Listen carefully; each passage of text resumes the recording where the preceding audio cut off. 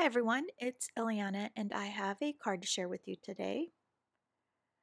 I'm going to be using a lot of Hero Arts products, and so we'll just get started. I'm removing the foam insert from the inside of my MISTI because I am using a cling mount stamp. I have some Canson watercolor paper and I'm just checking to make sure that that the smooth side is up. My cardstock is cut a little bit big just because I want to be able to pick out a section of the background that I like the best. And I'm taking several of my mini ink cubes to just do random coloring. There is no rhyme or reason, I'm just inking away. And I picked colors that if they blended together that they would coordinate, that they wouldn't make mud. So I used picked raspberry, peacock feathers, wilted violet, and I think I also used Mermaid Lagoon. So I'm just checking to see where I need to add my colors, and so I'm just adding more color to that area. When I was at Creativation, Alexis from Carabelle was in our booth, and he did a similar method using one of their large background stamps, and I really enjoyed how it turned out, and so I just thought I would kind of do a similar technique. It's not as great as his, but I really did like the way it turned out.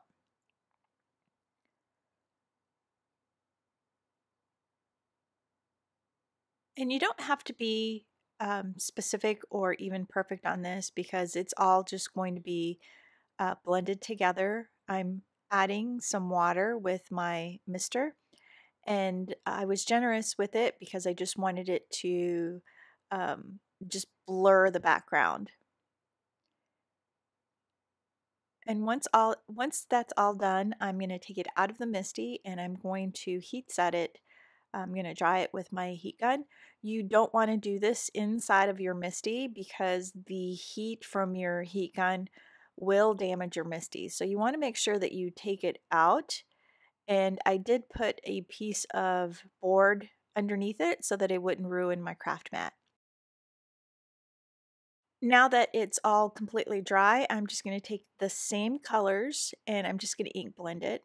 I'm using a mouse pad. This is the mouse pad insert for the memory MISTI. And since it has that coating on the top, it works really well for ink blending because you can just wipe everything away. So I'm just going to keep adding color to the different places, and you don't have to worry about your sponge leaving marks because it's all going to get blended in the end. I also think that because I'm using watercolor paper, it is a little bit easier to blend with my little sponge tool. I don't see that I get the little sponge marks when I use watercolor paper. I'm going to add a few water droplets to remove some of the color just to add some more texture to the background. This part makes me really nervous because I feel like I'm going to mess it up and I have absolutely no control of where the water drops land. I'm just going to take a paper towel and I'm just going to pick up that water that I've added. And this bunch of drops there kind of really bothered me. I felt like my eye kept going to the drops, and so I went and softened them up by adding some more distress ink to it. Now I'm taking a baby wipe and I'm just wiping up my mouse pad and setting it aside. Now I want to add my sentiment. It's already been mounted onto my MISTI, and I'm using my mini just because I don't need to do anything fancy maneuvering or anything like that. So I'm just making sure that it's heat set because I am going to add some clear embossing powder. And I am using my anti-static tool just to make sure that the powder doesn't stick to where I don't want it.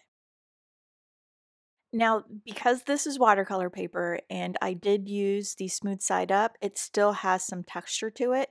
And so I did have to stamp this multiple times. And I also think that my ink pad needs to be re-inked because I have noticed that I do have to stamp several times to get a nice bold black line.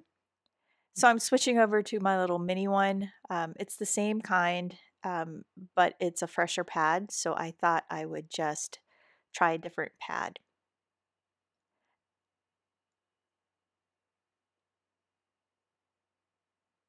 So now I'm going to try to add my flower and my butterfly. So I want to make sure that the placement of my flower will allow for the butterfly to be in the right spot. So I was just checking to see where it is. This is a more solid image, and so it does take quite a bit of work to get the solid image to stamp on the textured paper. So I'm going to keep working at it until I get it as dark as I want. And I'm switching over to Brutus Monroe Raven ink. And I'm just going to keep doing that until I get a super black flower. I didn't want to add any more color to my card by using a colored flower. So I thought I would kind of create a silhouette with the images. So I'm going to keep stamping until it is as black as I could possibly get it. Now once that's completed, I'm going to go ahead and use some clear embossing powder because I want it to be nice and shiny. I'm not completely done, but I don't want the ink to dry, and so I'm just going to heat set it now. But as I was heat setting it, I was noticing that I had stray embossing powder. Now I'm going to add the stem and the um, butterfly to my card front.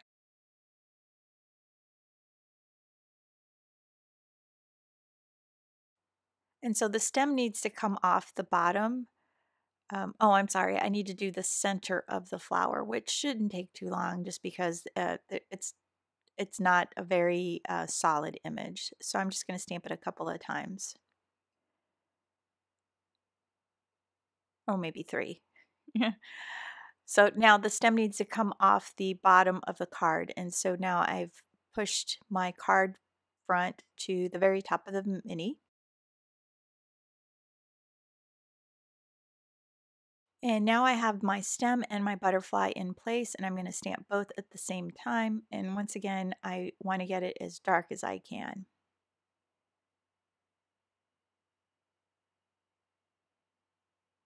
Now, I did use my magnets simply because my cardstock was warped. Typically, you don't really need to use magnets if you tuck your cardstock into the corner each time. I really don't mind when my card front sticks to my stamps because I can just peel it off and then tuck it back into the corner. Sometimes those stamps can be rather sticky, and ink can also kind of form a little vacuum to your card front and it'll pull away even though you're using magnets. But I basically use my magnets to hold down the paper when it's warped like this. So there was a part of the flower that didn't get embossing powder on it, or didn't the embossing powder wasn't as smooth as I wanted it to be, and so I'm just adding some more color, some more sticky ink with my marker, and I'm just going to add some more powder to it. I just really want it to be nice and slick. It was more like of an orange peel before. So I'm going to keep working with it until I am satisfied with the shiny part of my card. So I'm just going to take my watercolor card front and I'm just going to adhere it with some foam to a Gina K black Onyx card base. This card was really easy to make and it didn't take very much time. And once I get it positioned, I will add some sequins to it, and I am using some Hero Arts sequins, and I will add all the supplies used to the description below. Thanks so much for watching, and don't forget to hit the like button and the subscribe button. Have a great day.